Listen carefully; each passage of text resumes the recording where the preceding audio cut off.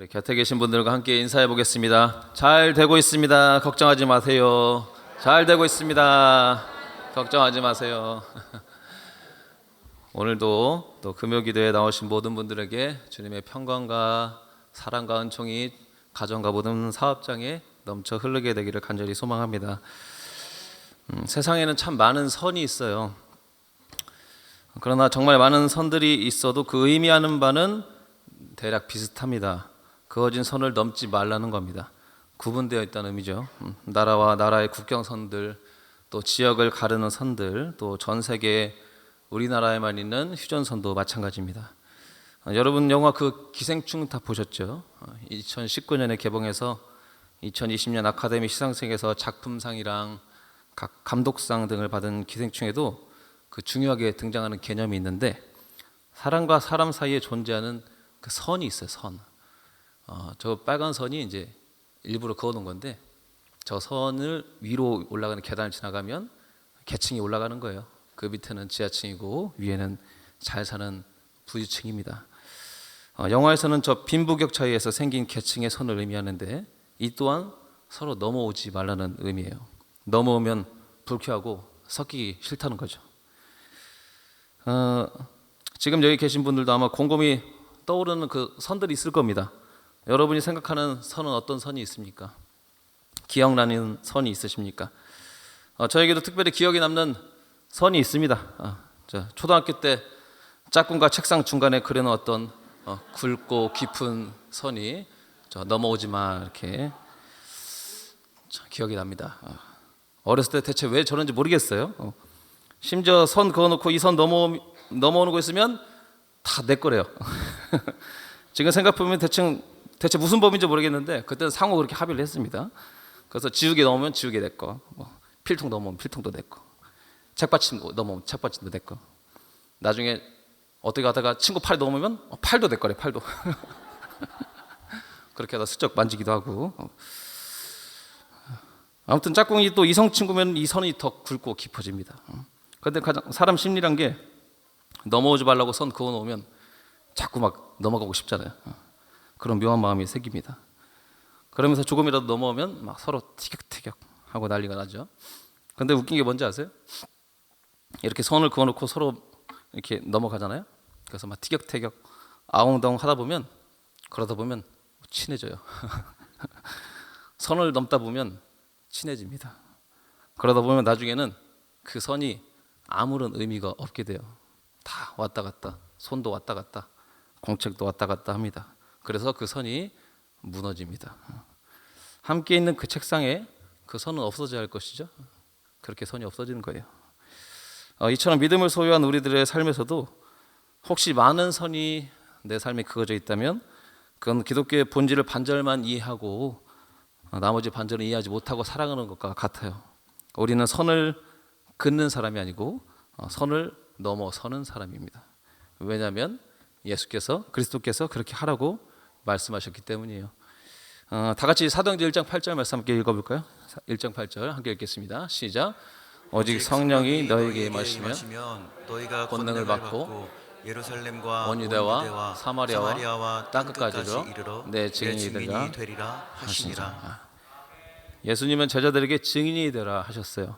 예수님의 증인이란 예수님이 하신 일을 본 대로 들은 대로 아는 대로 배운 대로 말하고 전하는 사람입니다. 그런데 어떤 증인이 되냐 하냐면은, 예루살렘을 넘어 온 유대와 사마리아와 땅끝까지 가서 증인이 되라 말하십니다. 이 말은 곧 선을 넘어가라, 이런 말이에요.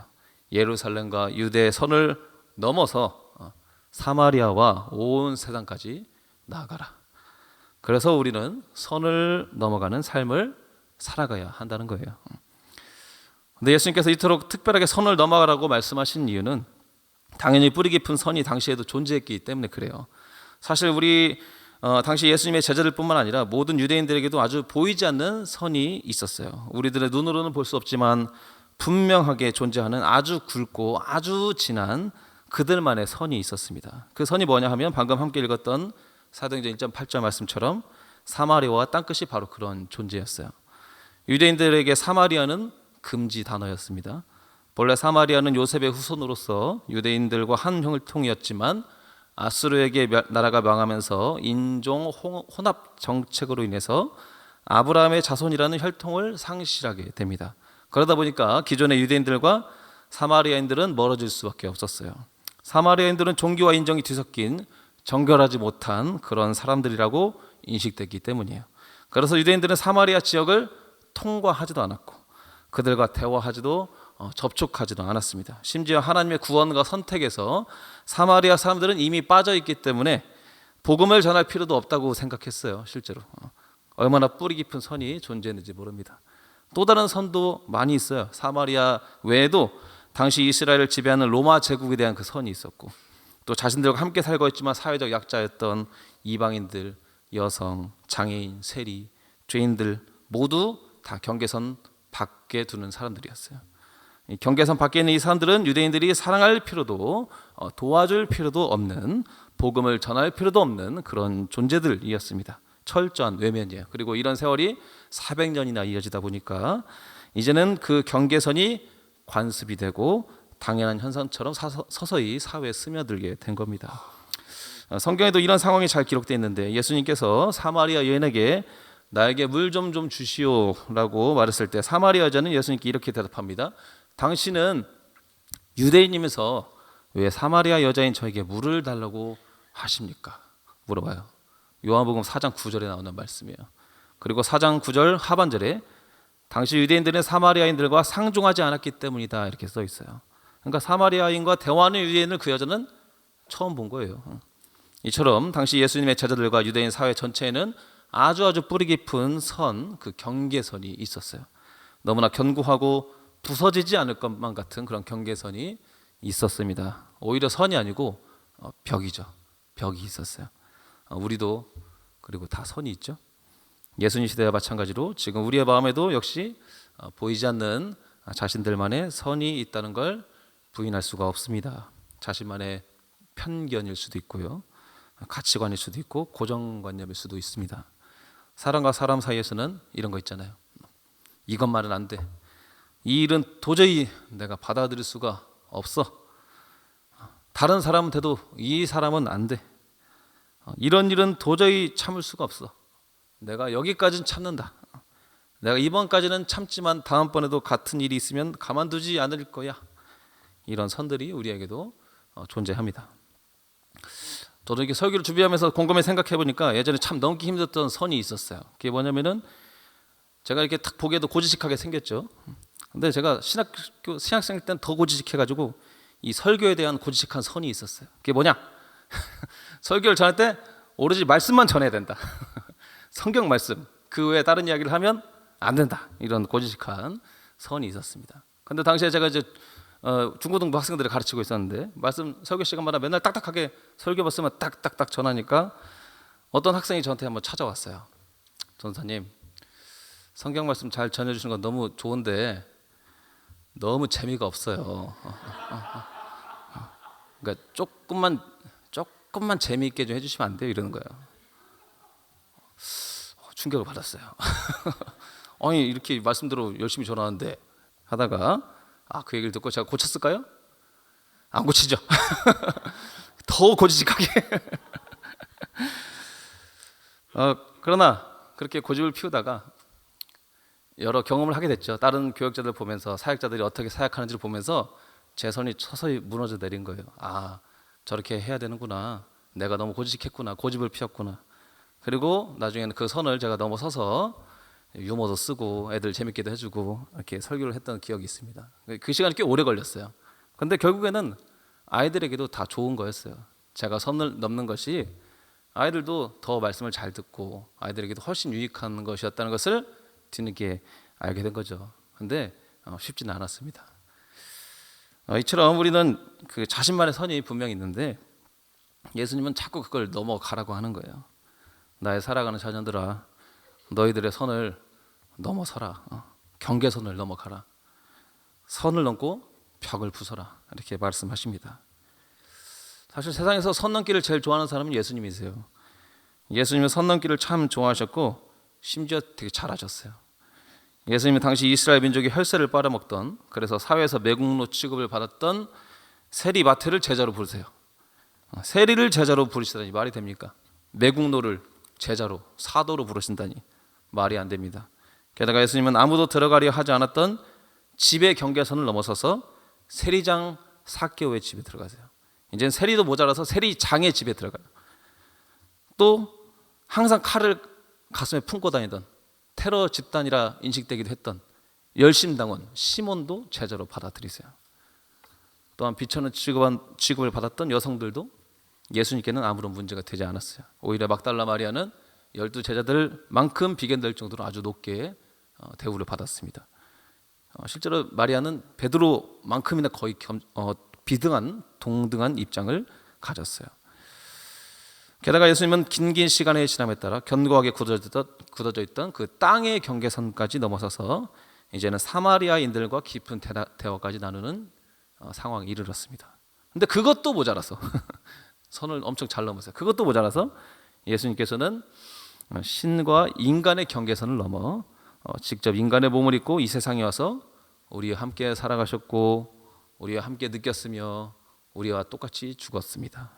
결국 예수 그리스도께서 이 땅에 오셔서 하신 일은 사람이 정해놓은 선과 그 울타리와 경계, 벽을 하나님의 따뜻한 사랑으로 녹이는 일이셨어요. 경계선을 파괴하는 일입니다. 마음에 있는 강력한 철조망을 벽을 파괴하는 일을 그리스도께서 하신 겁니다. 그렇기 때문에 우리는 이 자리에서 구원받은 하나님의 자리로 앉아 있을 수 있는 거예요. 그리스도께서 경계를 넘어서 복음을 전하라 말씀하셨기 때문에 우리에게까지 그 경계를 넘어 복음과 사랑이 온 겁니다. 그래서 우리가 죄인된 우리가 구원받게 된 겁니다. 이것이 얼마나 큰 은혜입니다. 얼마나 큰 사랑입니까? 때문에 예수님은 제자들도 자신처럼 선을 넘어서 거룩한 일들을 계속하기를 바라셨습니다. 이제 선을 넘어 일하셨던 예수님의 모습은 제자들의 몫이 됐어요. 제자들은 복음을 들고 자신들의 생각과 편견들로 세워뒀던 울타리를 넘어가야만 했습니다. 그러나 예수님의 제자들이라고 해서 선을 넘어가는 일이 쉬웠을까요? 그건 매우 어려운 일이에요. 오랜 습관, 즐겨 먹던 입맛 하나 바꾸기도 쉽지 않은데 나의 오랜 신념과 가치관, 감정을 바꾸는 것이 얼마나 어렵겠어요? 거의 새로운 사람이 되는 것과 같습니다. 새로 태어나는 것과 같아요. 나의 힘과 노력으로는 결코 이룰 수가 없습니다. 오늘 함께 읽은 본문에서도 선을 넘는 것이 얼마나 어려운 것인지를 설명해 주고 있어요. 베드로는 욥바에 머무르던 시기에 환상을 보게 되는데 하늘이 열리면서 큰 보자기에 각종 4발 달린 짐승과 기는 것들과 새들이 가득 담겨 있는 것들이 내려오는 환상을 봐요. 그때 소리가 또 들리기를 베드로야 잡아먹어라 말씀합니다. 그러나 베드로는 결코 먹지 않는다 말합니다. 베드로는 뼛속까지 유대인이었기 때문에 정결예법에 어긋난 음식들을 먹은 적이 없었어요. 유대인들은 레위기 11장에 나오는 그 언급되는 부정한 음식들을 일체 먹지 않습니다. 그래서 돼지고기, 토끼, 오징어, 각각류 이런 걸 절대 먹지 않아요. 그래서 거부합니다. 그런데 베드로의 대답이 얼마나 흥미로운 답변이냐면 베드로는 그 음성이 하나님 또는 천사의 음성이라는 것을 알고 있었음에도 그렇게 대답한 거예요. 그 14절 한번 말씀 띄워주시면 이렇게 써 있어요. 베드로가 이르되 주여 그럴 수 없나이다. 속되고 깨끗하지 아니한 것을 내가 결코 먹지 아니하였나이다 한데 이렇게 써 있어요. 분명히 써 있죠? 주여라고 외치고 있습니다. 그러니까 이것이 이상한 환청이 아니라는 것을 분명히 베드로는 알고 있었어요. 그런데 베드로가 거부하고 있다는 건 베드로가 가진 신념의 선이 얼마나 견고한지를 보여주는 거죠. 이 잡아먹으라는 소리를 3번이나 반복됐습니다. 그런데 베드로는 모두 다 거절했어요. 이런 걸 보면 지금 당장 예수님이 직접 이 세상에 오셔서 너희들이 이런 점이 잘못됐다라고 말한다 하더라도 우리들도 아마 말을 듣지 않을 것 같아요. 이 핑계 저 핑계 대면서 합리화를 할 것 같아요. 왜냐? 우리 본성이 그렇죠. 베드로도 주님이 말씀해도 듣지 않았어요. 우리도 마찬가지예요. 이처럼 자신의 선을 넘는다는 것이 제자들에게도 힘든 일이었다는 거예요. 주님의 음성이 들려도 쉽지가 않아요. 자, 그럼 한번 생각해 봅시다. 선을 넘어서야 한다는 건 알겠고 그것이 어렵다는 것도 알고 있습니다. 그렇다면 우리가 그럼 어떻게 경계선을 넘어갈 수 있습니까? 베드로는 어떻게 선을 넘어갈 수 있었을까요? 우리 다 같이 19절 20절 말씀 함께 읽어보겠습니다. 시작. 베드로가 그 환상에 대하여 생각할 때에 성령께서 그에게 말씀하시되 두 사람이 너를 찾으니 일어나 내려가 의심하지 말고 함께 가라. 내가 내가 그들을 그들을 보내었느니라 보내었느니라 하시니 요바에 있는 베드로 앞에 고넬료가 보낸 사람들이 도착을 해요. 그 사람들은 베드로를 만나고 싶어 했는데 모르는 사람들의 요청에 베드로는 살짝 의심스러운 마음도 있었습니다. 그런데 그때 베드로에게 성령께서 말씀하시기를 그들을 따라 나서라 명령을 하십니다. 그런데 또 상황을 알아보니까 이방인이었던 고넬료와 그 관련된 일로 그 사람들이 온 거고 심지어 집으로 초청까지 한 거예요. 그러니까 앞서 말씀드렸듯이 유대인은 이방인을 상종하지 않습니다. 그런데 그때 베드로가 어떻게 행하나요? 그들을 따라 나섰어요. 성령님께서 하신 말씀 그대로 순종합니다. 성령님께서 주신 마음에 순종하는 것, 바로 그것이 선을 넘는 비결이에요. 비결. 베드로는 아직 보자기 환상이 무엇을 의미하는지 자신이 어떤 일을 행하게 될지에 대해서 전혀 모르고 있었지만 그럼에도 성령님의 말씀에 순종함으로 나아갈 때 이방인에게 복음을 전하는 첫걸음을 시작하게 되는 영광을 누리게 된다는 사실입니다. 이처럼 선을 넘는다는 건 힘겨운 일이지만 선을 넘을 수 있는 비결은 성령님의 인도하심을 받는 겁니다. 성령님께서 주신 마음에 순종하는 거예요. 그러다 보면 그 순종의 역사가 여러분이 왜 선을 넘어서야 하는지 알게 하고 넘어설 마음도 용기도 허락해 주실 것입니다. 그렇게 우리는 점차 경계선을 넘는 믿음을 소유하게 되는 거예요. 혹여나 이곳에 계신 분들 중에 나도 나의 경계선을 넘어서서 성경 말씀대로 무언가를 해보고 싶은 마음이 있는데도 도저히 선을 넘어서기가 힘들고 어떻게 경계선을 넘어야 할지 몰라 힘들어하는 분들이 있습니까? 당연히 우리의 의지로는 힘든 것이 맞습니다. 그러나 성령님께서 주시는 작은 일부터 그 마음부터 순종하는 역사를 계속해서 경험하게 된다면 그 작은 순종의 역사들은 결국 여러분으로 하여금 선을 넘는 그리스도인으로 변화시켜 주게 될 것입니다.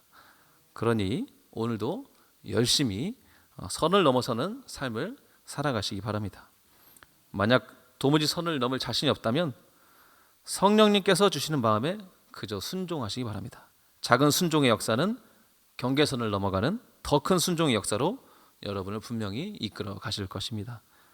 그렇게 결국엔 여러분이 선을 넘을 수 있도록 도와주실 거예요. 신앙생활에는 정해진 순서를 극복해야만이 얻어지는 것들이 있어요. 예를 들어서 미국 기독교 윤리학자 스탠리 하우어스는 그에 져서 그 주여 기도를 가르쳐 주소서에서 이렇게 말합니다. 우리가 흔히 진리를 알게 되면 주님의 제자가 될 것이라고 생각합니다. 우리는 흔히. 그러나 하우어스는 반대로 말해요. 제자가 되고 난 후에 진리를 알게 된다. 이렇게 말해요. 요한복음 8장 31절 32절 보시면 그 말이 나오는데 그러므로 예수께서 자기를 믿은 유대인들에게 이르시되 너희가 내 말에 거하면 참으로 내 제자가 되고 진리를 알지니 진리가 너희를 자유롭게 하리라. 그러니까 제자가 먼저 되고 진리를 알게 된다는 거예요. 우리의 믿음도 이와 비슷해요. 믿고 행하는 것이 아니죠. 행하면 믿어지는 거예요. 하나님의 말씀이 믿어져서 경계선을 넘어설 수 있는 것이 아니라 성령님께서 주시는 마음을 행하다 보면 더 믿어지고 경계선을 넘어설 수 있게 된다는 겁니다. 오늘은 네팔 비전트립 파송 예배를 드립니다. 저는 한때는 그 비전트립에 대해서 큰 기대감 없이 살아갈 때도 있었어요. 선교지에 잠깐 가서 활동하는 것이 무슨 의미가 있나 생각하던 시절이 있었습니다. 그저 장난스럽게 선교 여행에 참석한 어린 학생들을 보며 안타까워하는 마음도 있었어요. 그러나 여러분 앞서 말씀드린 것처럼 항상 믿음이 있어서 선교 여행에 동참해야 하는 건 아니에요. 오히려 행하다 보면 어쩌다 선교 여행에 동참하다 보니 믿음의 씨앗이 심겨지기도 한다는 것을 알게 되는 겁니다. 사람이 변화되는 일들이 일어나는 거예요. 그 무의미했던 발걸음이라 하더라도 그것을 통해 하나님께서 믿음을 심겨주시는 거예요. 믿음의 씨앗이 꾹꾹 심어질 수 있도록 밟아주는 겁니다. 그리고 이런 순종의 행동들이 먼저 쌓이다 보면 어느새 그 사람은 모두가 넘을 수 없을 거라 생각하던 경계선까지 넘어서는 믿음의 사람으로 성장할 수 있는 겁니다. 그런 마음으로 저는 모든 비전 트립 대원들을 응원하고 또 기도하겠습니다. 이제 말씀을 마치려고 합니다. 선을 넘어간다는 건 쉽지 않죠.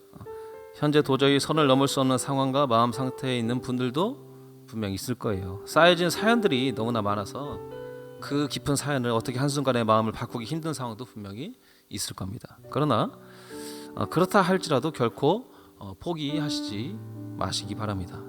선을 넘는 비결이 있어요.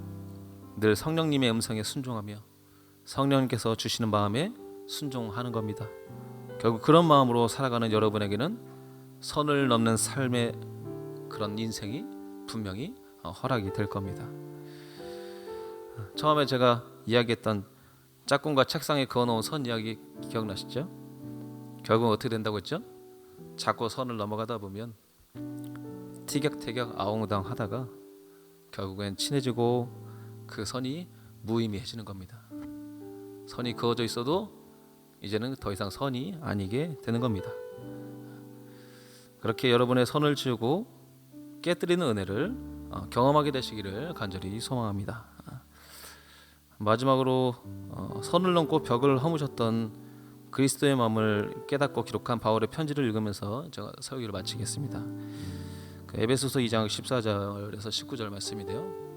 제가 세 번역으로 읽어드리겠습니다. 그리스도는 우리의 평화이십니다. 그리스도께서는 유대 사람과 이방 사람이 양쪽으로 갈라져 있는 것을 하나로 만드신 분이십니다. 그분은 유대 사람과 이방 사람 사이를 가르는 담을 자기 몸으로 허무셔서 원수된 것을 없애시고 여러 가지 조문으로 된 계명의 율법을 폐하셨습니다. 그분은 이 둘을 자기 안에서 하나의 새 사람으로 만들어서 평화를 이루시고 원수된 것을 십자가로 소멸하시고 이 둘을 한 몸으로 만드셔서 하나님과 화해시키셨습니다. 그분은 오셔서 멀리 떨어져 있는 여러분에게 평화를 전하셨으며 가까이 있는 사람들에게도 평화를 전하셨습니다. 이방 사람과 유대 사람 양쪽 모두 그리스도를 통하여 한 성령 안에서 아버지께 나아가게 되었습니다. 그러므로 이제부터 여러분은 외국 사람이나 나그네가 아니요 성도들과 함께 시민이며 하나님의 가족입니다. 우리는 선을 넘을 때 하나님의 가족이 될 수 있습니다. 한 가족, 한 피 맺은 주님의 자녀가 될 수 있습니다. 그렇기에 우리 선에 쌓여서 여러분이 꽁꽁 지내는 것이 아니라 날마다 경계선을 넘어 이웃에게 다가가고 마음을 열고 선교지를 향해 기도하고 그 발걸음을 옮길 때 분명히 주님께서 여러분들에게 하나 되는 평강 날마다 허락하여 주심을 믿습니다.